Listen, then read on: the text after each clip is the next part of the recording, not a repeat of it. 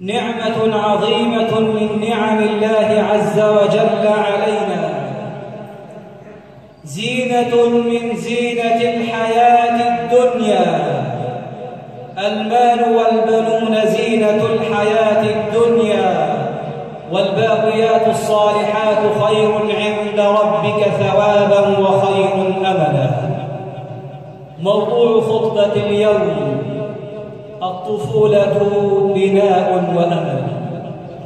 أيها الإخوة المؤمنون، إن الذرية الصالحة نعمة من أجل نعم الله عز وجل على الإنسان، فخليل الرحمن عليه وعلى نبينا أفضل الصلاة والسلام دعا ربه وقال: إني ذاهب إلى ربي سيهدين، رب هب لي من الصالحين، فبشرناه بغلام حليم. ومن صفات عباد الرحمن والذين يقولون: ربنا هب لنا من أزواجنا وذرياتنا قرة أعين واجعلنا للمتقين إماما. ونبينا صلى الله عليه وسلم قال في حديثه: إذا مات ابن آدم انقطع عمله إلا من ثلاث: صدقة جارية أو علم ينتفع به أو ولد صالح يدعو له. أيها الإخوة المؤمنون، لقد اهتم الإسلام بالأبناء. أمرنا الإسلام أن ننشئ أبناءنا وأن ننشئ بناتنا على ما يحبه الله عز وجل ويرضاه.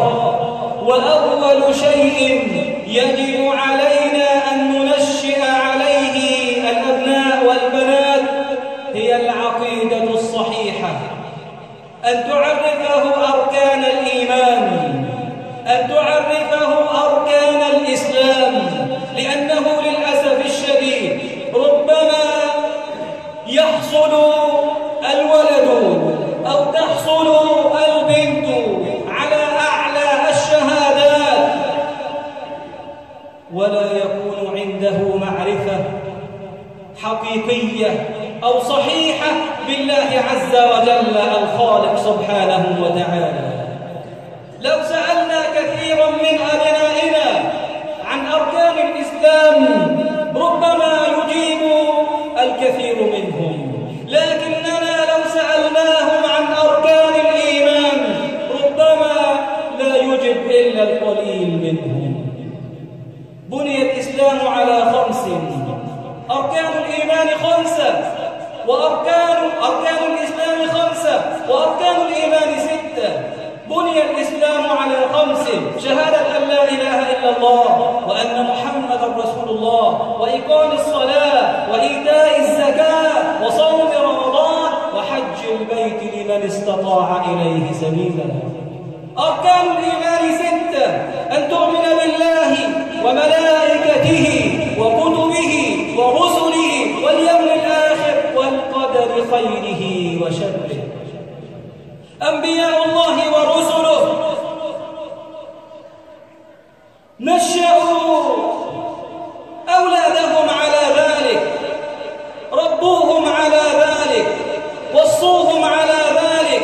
ومن يرغب عن ملة إبراهيم إلا من سفه نفسه ولقد اصطفيناه في الدنيا وإنه في الآخرة لمن الصالحين. إذ قال له ربه أسلم قال أسلمت لرب العالمين. ووصى بها إبراهيم بنيه ويعقوب: يا بني إن الله اصطفى لكم الدين فلا تموتن إلا وأنتم مسلمون. أم كنتم شهداء إذ حضر يعقوب الموت إذ قال لبنيه ماذا تعبدون من بعدي؟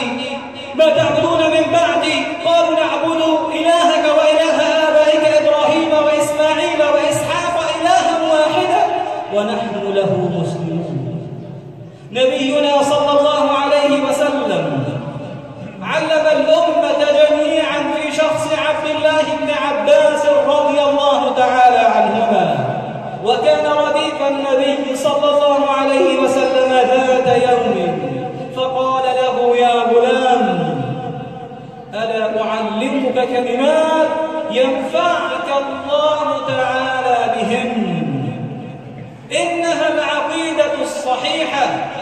إنها غرس العقيدة في نفوس الأبناء.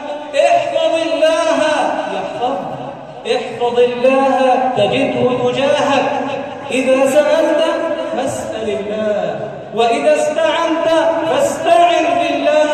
واعلم أن الأمة لو اجتمعت على أن ينفعوك بشيء لن ينفعوك إلا بشيء قد كتبه الله تعالى لك. ولو اجتمعوا على أن يضروك بشيء لن يضروك إلا بشيء قد كتبه الله تعالى عليك. رفعت الأقلام وجفت الصحف.